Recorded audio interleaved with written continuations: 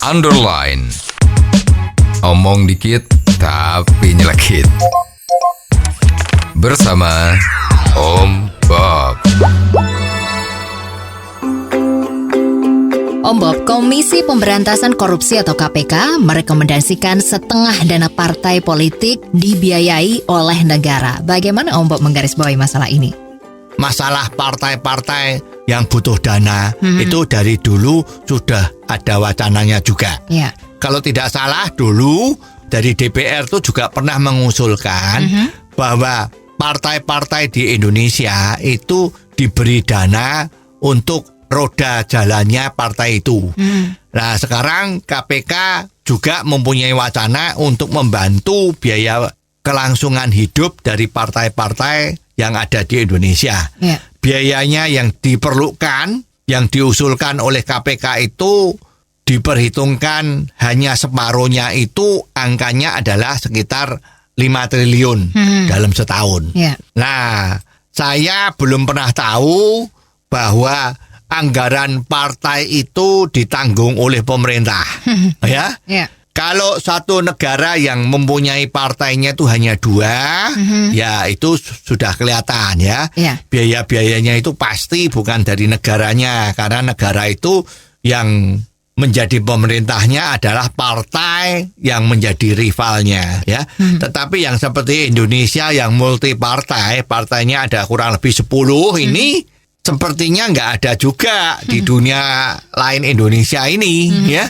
Sebetulnya kan kita tuh harus mikir ya, berdirinya sebuah partai itu adalah semangat dari orang-orang berkumpul untuk mendirikan partai yang tujuannya itu membawa negara Indonesia itu menjadi lebih baik.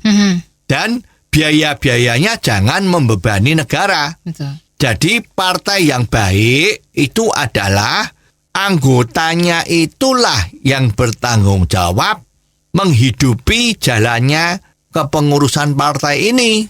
Seperti layaknya kalau kita punya klub olahraga. Ya. Misalnya kita punya klub olahraga badminton ya, antar kampung. Ya. Itu yang biayai siapa? Ya para anggotanya. Punya klub basket, yang membiayai siapa? Ya klubnya itu sendiri. Bagi yang mau ikut klub, ya ikut membayar iuran.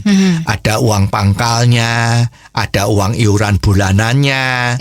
Kalau mau pertandingan harus beli seragam, ya ada uang seragamnya dan sebagainya. Oleh sebab itu, untuk sebuah partai juga yang paling solid itu adalah anggota partai itu harus membayar iuran. Kalau mau masuk harus bayar uang pangkal. Ya diseleksi orang yang mau masuk menjadi anggota partainya ini jiwanya apa sejalan dengan misi visi dari partai yang akan dimasukin.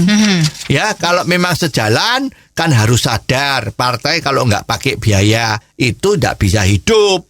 Jadi biaya dari kepengurusan partai ini, sewa gedung lah, bikin-bikin edaran brosur lah, pendidikan lah, itu harus ditopang oleh iuran anggota.